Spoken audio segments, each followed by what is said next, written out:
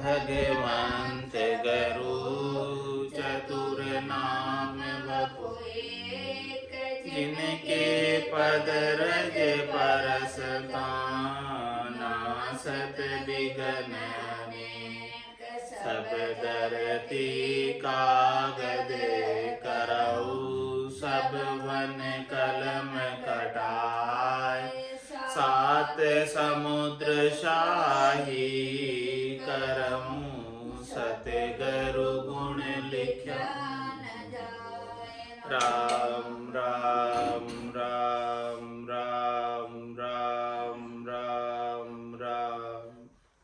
आप सभी के अंदर विराजमान परमात्मा के पावन चरणों में प्रणाम। राम नाम से अनंत श्री सद्गुरु सुखराम जी महाराज की अनबी वाणी। परम विध्वंस का अंग चल रहा है। महाराज परम विध्वंस के अंग के माध्यम से मोक्ष प्राप्ति के लिए जो साधन करना चाहिए वो साधन नहीं करके अन्य साधनों में लग जाते हैं, अन्य उपायों में लग जाते हैं। महाराज फरमाने करोड़ जतन लख जापता पांच बस नहीं हुई, लिव ला गया सुखराम के सहजा ही सब बस हुई। करोड़ों जतन कर लो, अन्य करोड़ों साधन कर लो, लाख उपाय कर लो, लेकिन जो है ये पांचों विषय की आसक्ति, पांचों ज्ञानेन्द्रियां, पांचों कर्मेंद्रियां, मन बुद्धि चित्त अहंकार, ये सब वश में नहीं है। इन सबको वश में करने के लिए एक ही उपाय है, बिना राम रटना कदे मोख नाहि, मिले सुख के सारा सोहू खाक माय। राम जी की रटना के बिना मोक्ष प्राप्त नहीं होता है और दूसरे साधनों से, अन्य साधनों से त्रिलोकी में फल प्राप्त हो जाते हैं, सुख प्राप्त हो जाते हैं। फल पावे पदवी मिले गर्भ न छूटे, जन्म ना मरना नहीं छूटता। फल मिल जाएगा, पदवी मिल जाएगी। इसीलिए महाराज फरमा रहे हैं कि मोक्ष प्राप्त करना है, परम पद को प्राप्त करना है, आनंद पद को प्राप्त करना है, तो एक ही उपाय है, बिना राम रटना कदे मोख नाही, मिले सुख सारा सोहू खाक माही। और महाराज फरमाने कि फिर अंग लक्षणों को धारण करने की बात कहते हैं कि कोई अच्छे अच्छे अंग लक्षण धारण करके बैठ जाते हैं, लेकिन राम जी के नाम का सुमरण नहीं करते। तो केवल अच्छे अंग लक्षण धारण कर लेने मात्र से मोक्ष नहीं हो जाता। अच्छे अंग लक्षण धारण करना अच्छी बात है, लेकिन केवल अंग लक्षणों के आधार से आप चाहते हो कि हमारा मोक्ष हो जाए तो वो संभव नहीं। मोक्ष तो केवल राम नाम के आधार से होगा, अन्य और कोई उसमें आधार है नहीं।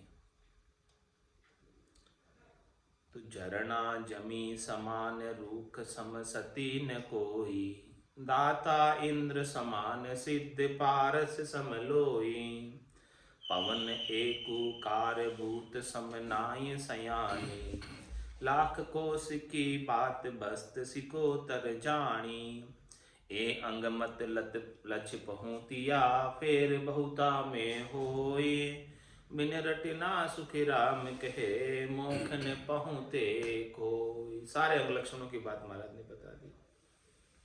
न तो जतिपना धारण करने से मोक्ष होता है, न ब्रह्मचर्य व्रत का पालन करने से मोक्ष होता है, न तपस्या करने से मोक्ष होता है, न त्याग करने से मोक्ष होता है, न गरीबी धारण करने से मोक्ष होता है, न दासन का दास बनने से मोक्ष होता है, न मीठा बोलने से मोक्ष होता है, और न मौन धारण करके बैठने से मोक्ष होता है, न धैर्यता धारण करने से मोक्ष होता है, न सतित्व धारण करने से मोक्ष होता है, न दान देने से मोक्ष होता है, न सिद्धाई जागृत करने से मोक्ष होता है, न सबके अंदर एक रास्ता पा लेने से मोक्ष होता है, और न सयाना बनने से मोक्ष होता है, और न त्रिकालदर्शी होने से मोक्ष होता है।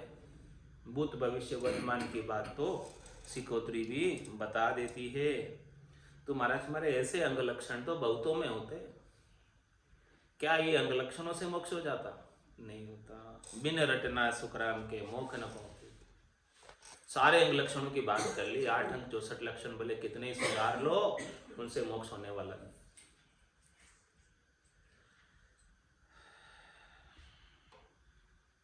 वन में बास नचित रोज हिरण्यानित होई। मूसो गुफा बनाए सिंह संग रहे न कोई। ओहूँ गट गट जान वेश वेश टिल्ली बहु किया। निर्मोह नागण होय भंवर बागा चित दिया। अलमस्त जिगर रहे ए लक्ष्य बहुता होय। बिन रटना सुखी राम कहे मोख न पहुँतो कोय। और अंग लक्षणों की बात करें कि लोगों में भ्रम है, भ्रम का ही विध्वंस करे कि ऐसे अंग लक्षणों को धारण करने से मोक्ष हो जाता है, या ऐसे अंग लक्षण किसके पास है तो समझो कि वो पहुंचे हुए। ऐसा नहीं है। वन में बास नचित रोज हिरण्यानित हुई। महाराज भाई कि केवल वन में जाकर वास करने से, नचिता रहने से, निश्चिंत हो जाकर वन में जाकर निवास कर लेने से मोक्ष हो जाता, तो महाराज फरमाने कि वहां तो रोजड़े और हिरनिया बहुत रहती है वन में। तो केवल वन में जाकर निवास करने से मोक्ष हो जाता, तो रोजड़ों का और हिरनियों का मोक्ष हो जाना चाहिए। रोजड़े समझ गए, नील गाय। नील गाय वन में ही रहती, और हिरण हिरनिया भी वन में ही रहते। और दूसरा भ्रम है, मूसो गुफा बनाए सिंह संग रहे न। भाई गुफा में जाकर रहो एकांत में, तो वहां मोक्ष हो जाएगा। तो बात में चूहा तो गुफा में ही रहता है, हमेशा बिल में रहता है उसके। तो फिर गुफा में जाके रहने से मोक्ष होता, तो चूहे का मोक्ष हो जाना चाहिए। और के एकांत में रहने से मोक्ष होता, तो सिंह संग रहे ना कोई। शेर तो एकांत में रहता है, उसके पास कोई रह ही नहीं सकता।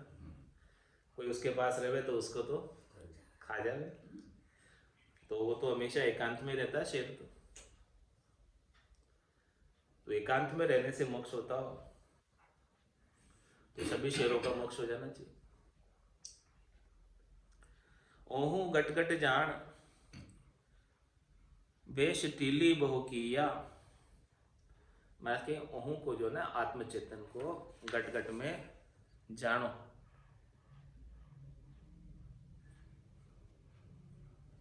ओहू गट गट जान वेश टीली बहु किया। तो जो सभी रूप है, सभी रूपों में एक ही परमात्मा को समझने से मोक्ष हो जाता। यदि ऐसा करने से मोक्ष हो जाता, तो वेश टीली बहु किया। टीली यानी गिरगिट कई तरह के वेश बदलता है, लेकिन वो होता तो एक ही, रंग बदलता रहता। इसी प्रकार से यदि वो तो जानता है ना कि मैं तो एक ही हूँ गिरगिट, लेकिन मैं अनेक रूप धर सकता हूँ, अनेक रंग बदल सकता हूँ। तो ऐसा जानने मात्र से यदि मोक्ष हो जाता,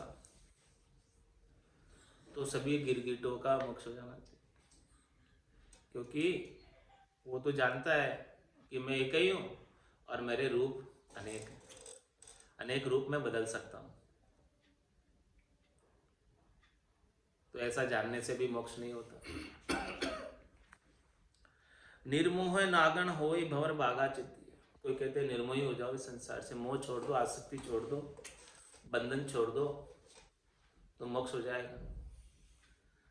तो महाराज शर्मा ने नागण के समान निर्मोही कौन होगा? जो अपने ही जने हुए को खा जाते हैं, जन्मते ही बच्चों, उसके समान निर्मोही कौन हो? नागण के समान निर्मोही नहीं, कोई नहीं। यदि केवल मोह के त्याग से मोक्ष हो जाता, आसक्ति के त्याग से मोक्ष हो जाता, बंधन के त्याग से मोक्ष हो जाता, तो नागण का मोक्ष सबसे पहले होना चाहिए। क्योंकि वो इतनी निर्मोही है कि अपने ही जने हुए, तुरंत जने हुए बच्चों को ही सबको खा जाती। और भंवर बागा चित दिया।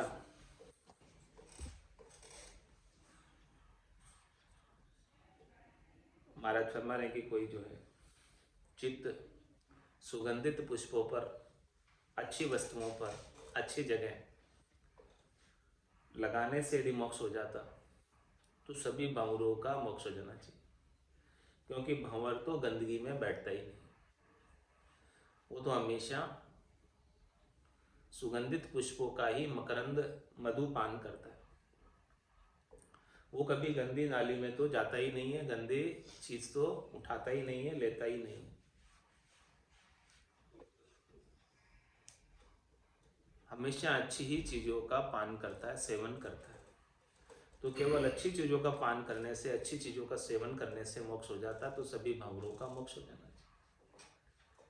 कि भंवरे का चित्त तो अच्छे सुगंधित मीठे पुष्पों की तरफ, वहां उनके ऊपर वो मधुपान करता है। अलमस्त इजगर रहे लच बहुता होए। और कोई कहते हैं कि अलमस्त रहो उससे मोक्ष हो जाएगा, मस्त रहो उससे मोक्ष हो जाएगा। तो महाराज में अजगर तो हमेशा अलमस्त ही रहता है और अपने भोजन की व्यवस्था के लिए भी कहीं नहीं जाता। वो तो वहीं अपनी जगह ही बैठा रहता है और वहीं जो उसके मुख में आ जाता है, उसके आसपास आ जाता है, उसको पा लेता है।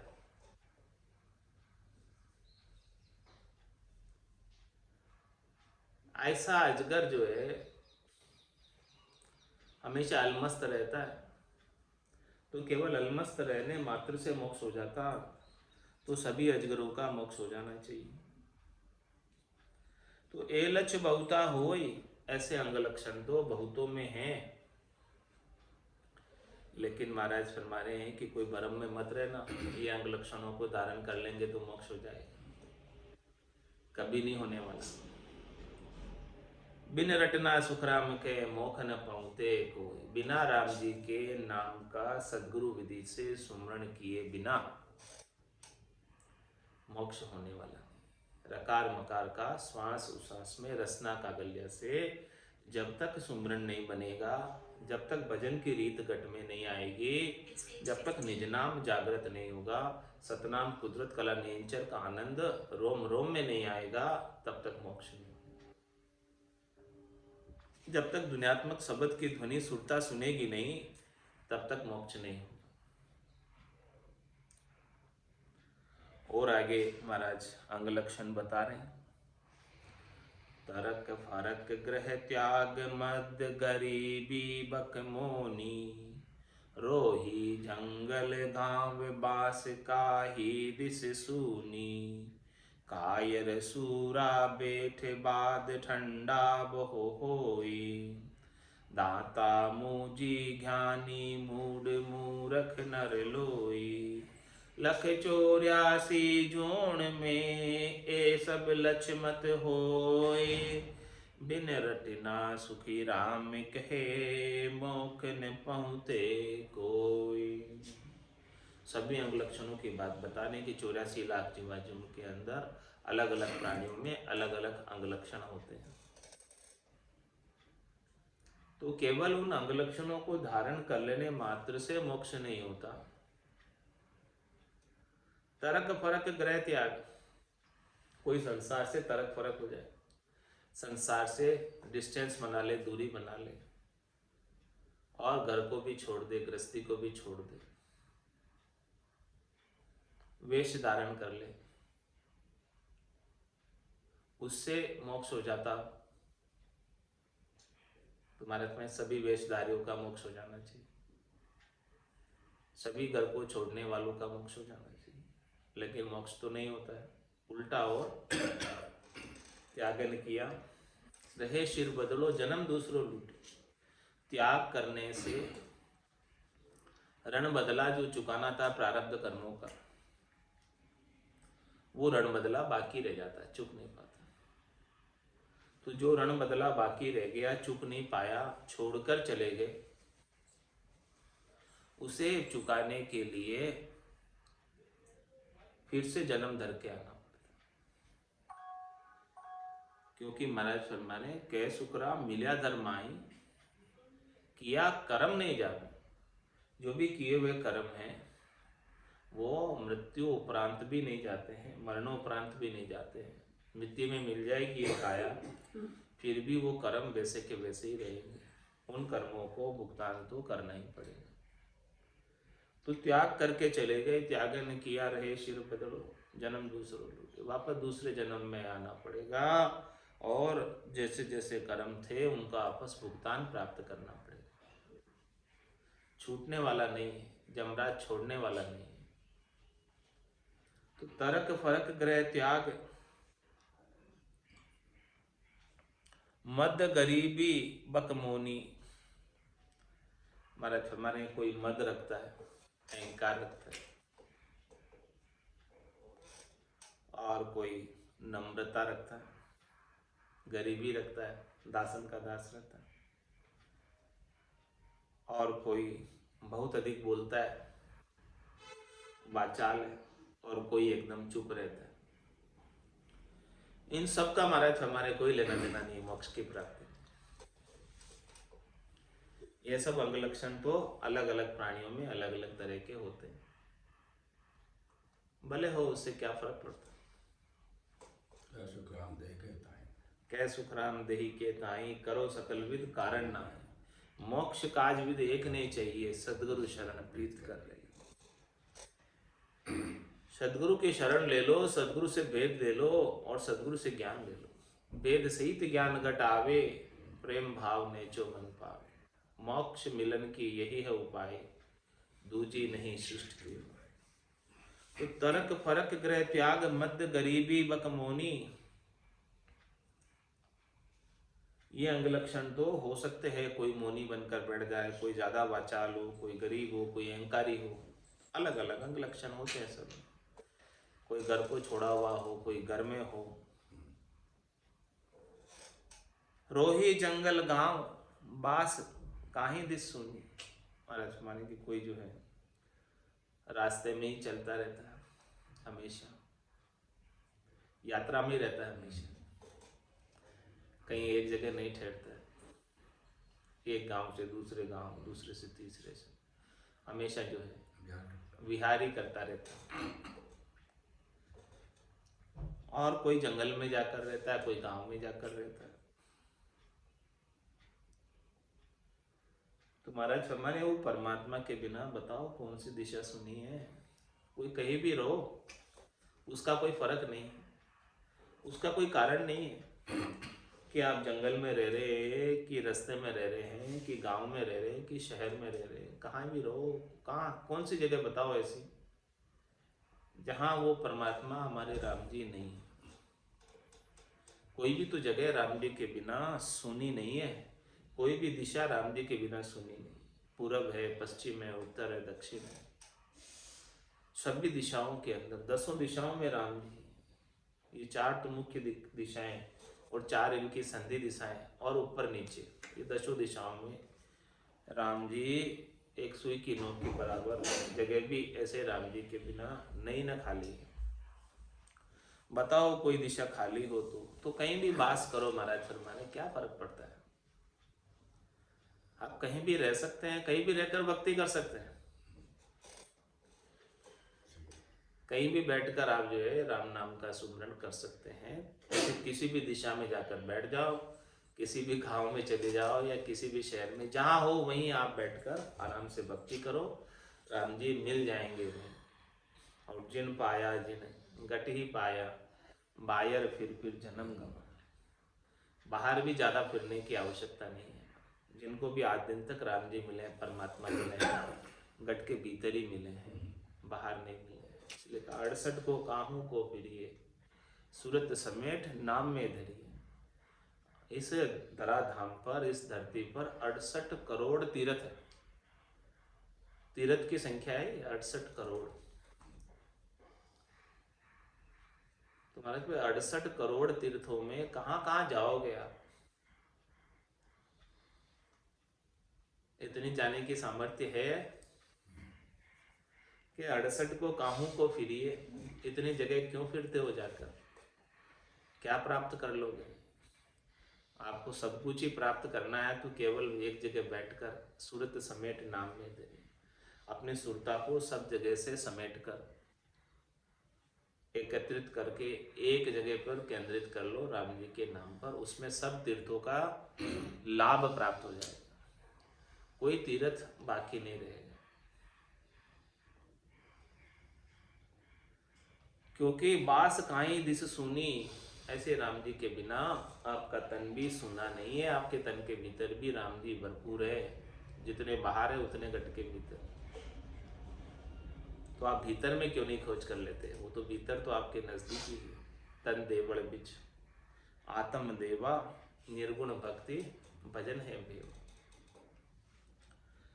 कायर सूरा बेठ बाद ठंडा बोह होई। महाराज में और अंग लक्षण लोगों में होते हैं, कोई कायर होता है, कोई सूरा होता है, हाँ, यानी कोई शूरवीरता रखता है, कोई कायर रखता है, और वाद ठंडा बोह होई, कोई वाद विवाद करता है और कोई ठंडा रहता है। वो तो अलग अलग अंग लक्षण, अलग अलग स्वभाव है, जीव के अलग अलग स्वभाव है, तो उससे कोई फर्क नहीं पड़ता। दाता मूंजी ज्ञान मूढ़ मूर्ख नर लोई। कोई दाता है किसका स्वभाव देने का है, किसी का स्वभाव कंजूस है, मूंजी है, तो ये तो अलग अलग स्वभाव। इसका भक्ति के मामले में मोक्ष प्राप्ति में कोई कारण नहीं, न तो दाता होने का कारण है, न कंजूस होने का कारण है, न वाद विवाद करने वाले का कारण है और न शांत रहने वाले का कारण है, न कायर का कारण है, न शूरवीर का कारण है, न जंगल में रहने का कारण है और न घर में रहने का कारण है, और न ज़्यादा बोलने वाले का कारण है और न मौनी रहने वाले का कारण है। ज्ञानी मूढ़ मूर्ख नर लोई। और नर भी जो है ना कितने प्रकार के होते हैं, ज्ञानी होते हैं, मूढ़ भी होते हैं, मूर्ख भी होते हैं, उनका भी कोई कारण नहीं। मोक्ष प्राप्ति में इस बात का भी कोई कारण नहीं है कि वो ज्ञानी है तो उसका मोक्ष हो जाएगा और मूढ़ है तो उसका मोक्ष नहीं होगा, उसका भी कोई कारण नहीं। वो भी अलग अलग, उसकी बुद्धि की क्षमता है अलग अलग। तो परमात्मा का, राम जी का नाम तो इस बुद्धि से परे है, चित्त से परे है, मन से परे है, अहंकार से परे है, इन सब से बाहर है, इन सब के अंदर नहीं है कि ये बुद्धिमान है तो इसका मोक्ष हो जाएगा, ऐसा नहीं। ज्ञानी मूढ़ मूर्ख नर लोई, कोई भी हो सकता है नर, किसी भी प्रकार का हो सकता है, जिसके ऊपर संतों की सद्गुरु की दृष्टि पड़ गई उसका मोक्ष हो जाता है, जिसके ऊपर कृपा हो गई उसका मोक्ष हो जाता है, अब चाहे वो कैसा भी हो, उसका कोई फर्क नहीं। फर्क है तो संतों की कृपा दृष्टि का है, केवली भगवंतों की कृपा दृष्टि का है, संत सद्गुरु की कृपा का फर्क है, फर्क है। क्योंकि हे भूप निज नाम मुखमाय नहीं आवे, ज्ञान गम सोजा गतनाय पावे, तत्व रूपी गुरु की दिल में भाई, निज नाम जागे शिस्तन। लख 84 जून में ये सब लक्ष्य मत हो, 84 लाख जून में ये सारे अंग लक्षण मत होते हैं, लेकिन महाराज हमारे इन सब से कोई फर्क नहीं पड़ता, ये छो हो नहीं हो कोई खास बात नहीं है। आप तो क्या करो, बिन रटना सुख राम के मोक्ष न पहुँचते, बिना राम जी के नाम के सुमरण के कोई मोक्ष में नहीं पहुँचा है। मुक्ति न होवे नाचे गाए, मुक्ति न होवे ढोल मदंग बजाए, मुक्ति न होवे तीरथ डोले, मुक्ति न होवे भजन साखी बोले, भक्ति निशानी मुक्ति की संत चर्चित ध्याय, जिन जिन मन आलस किया जन्म जन्म पछताए।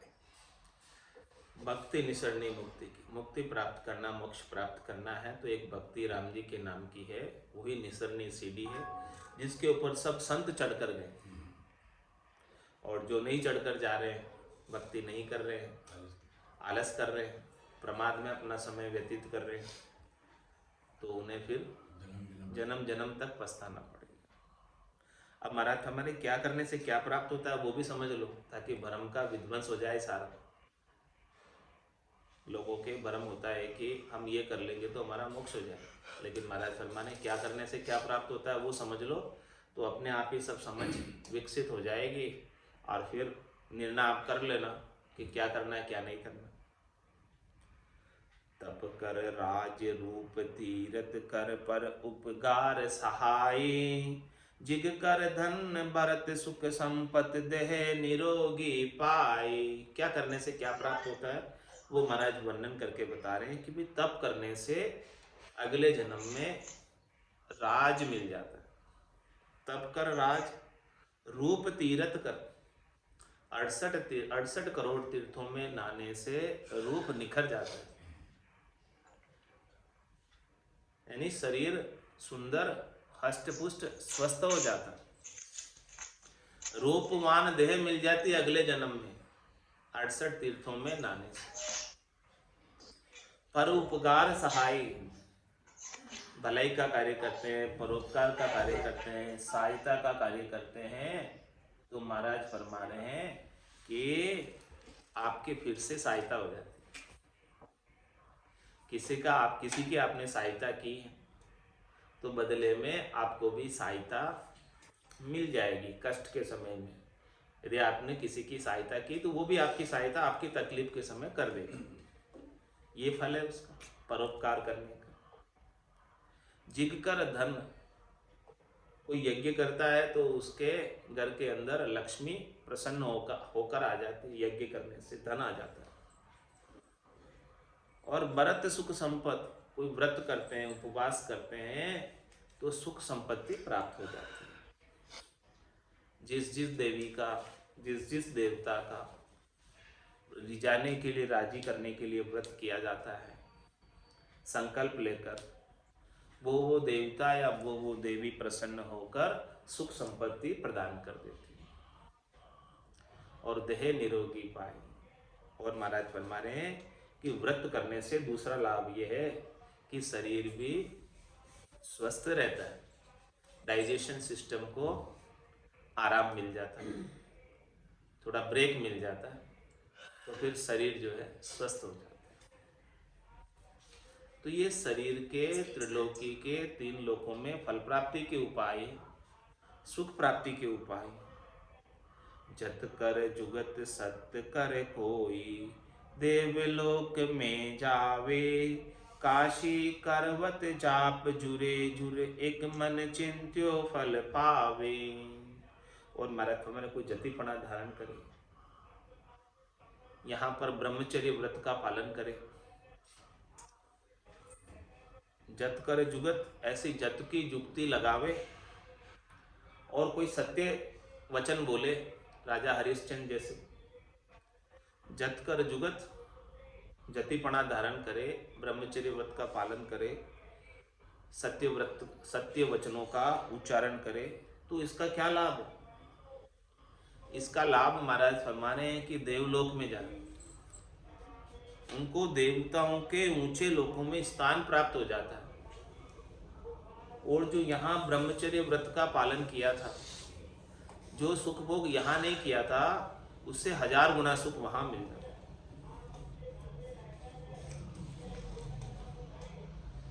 काशी करवत जाप जुरे जुर, काशी में जाकर करवत से, करवत समझते क्या होता है?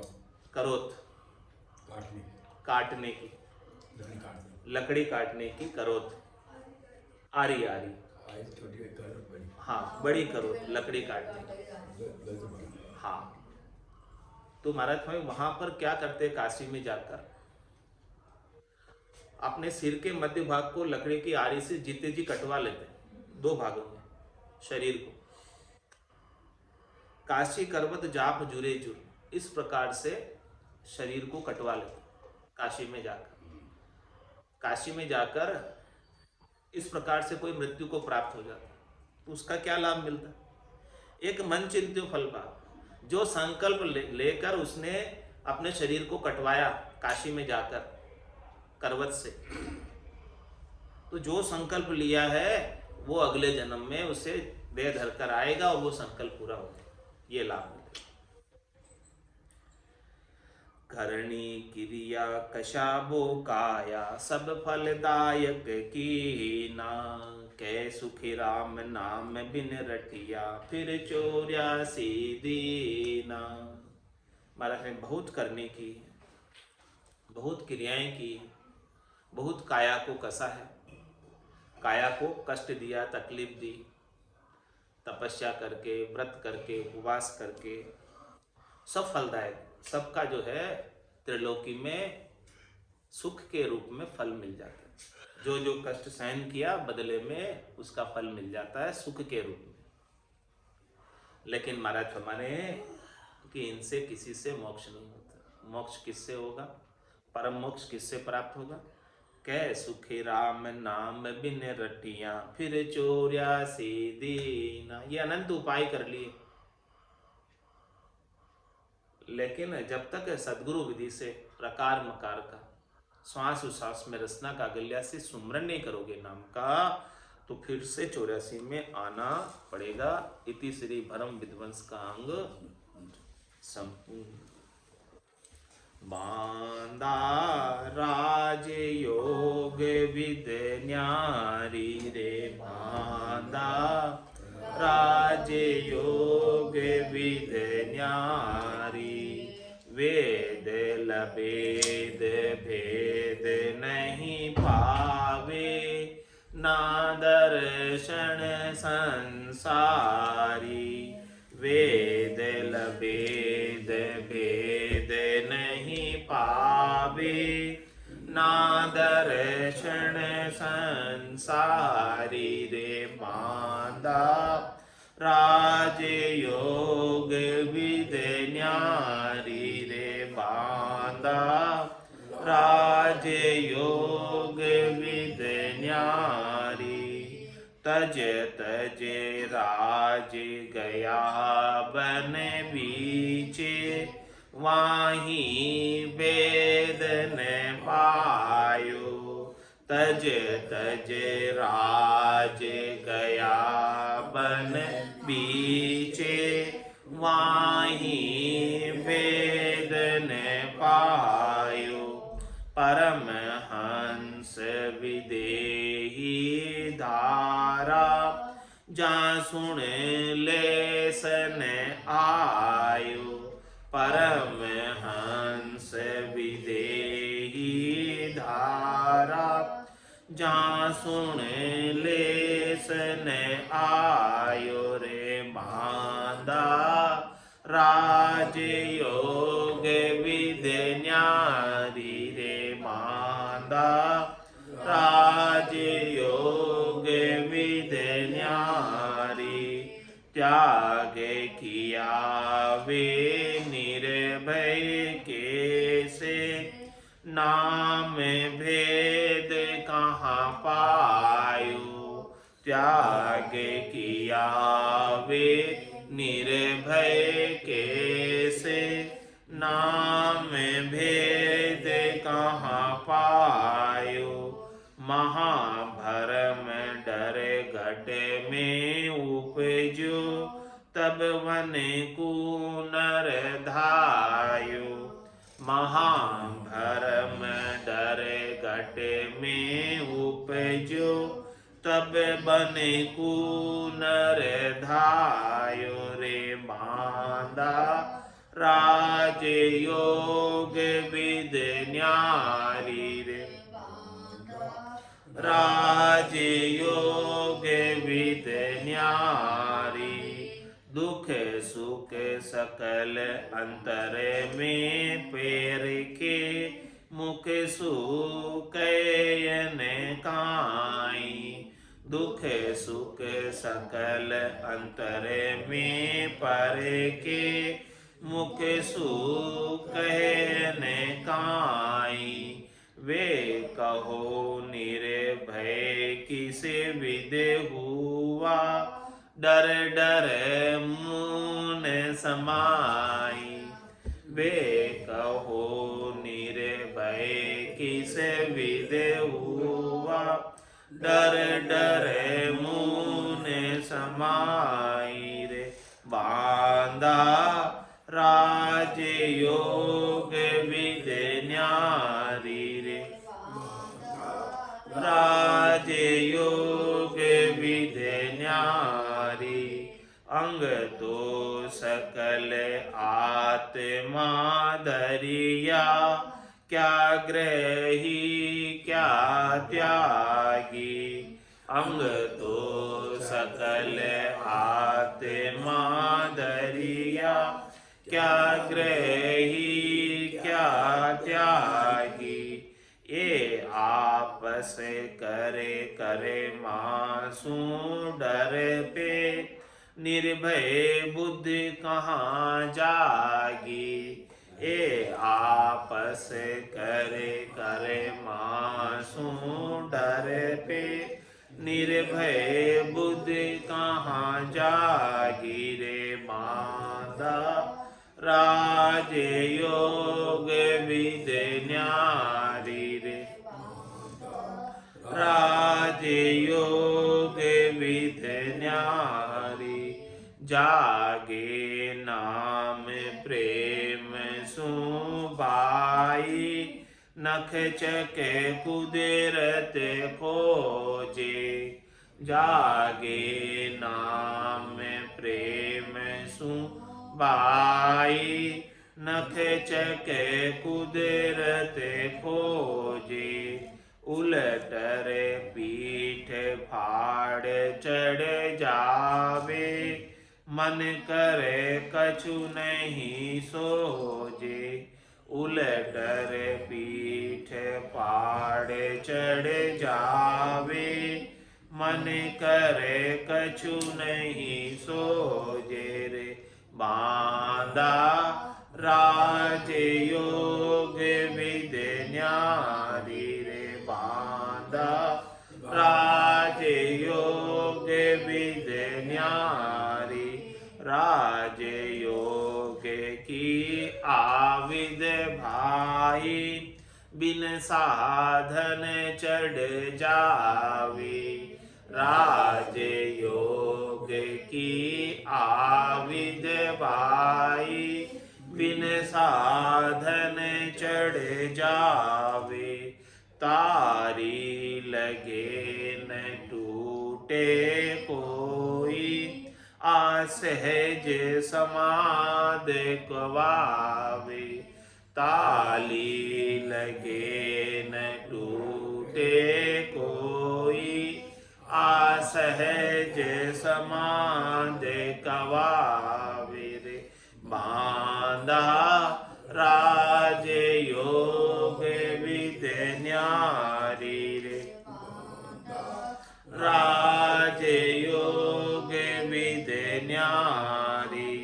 कै सुख राम भोगे सो भोगे। सहज होण सो होई। कै सुख राम भोगे सो भोगे। सहज होण सो होई। त्रिकुटी माय सबद सुख बारी। आठ पोर कहूँ तोई। त्रिकुटी माय सबद सुख बारी। आठ पोर कहूँ तोई रे। बांधा राज योग विद्य न्यारी रे। बांधा राज योग विद्य न्यारी। वेद लबेद भेद नहीं पायो। नादर्शन संसारी। वेद लबेद भेद नहीं पायो। नादर्शन संसारी रे। बांधा राज योग विद्य न्यारी रे। बांधा राज योग विद्य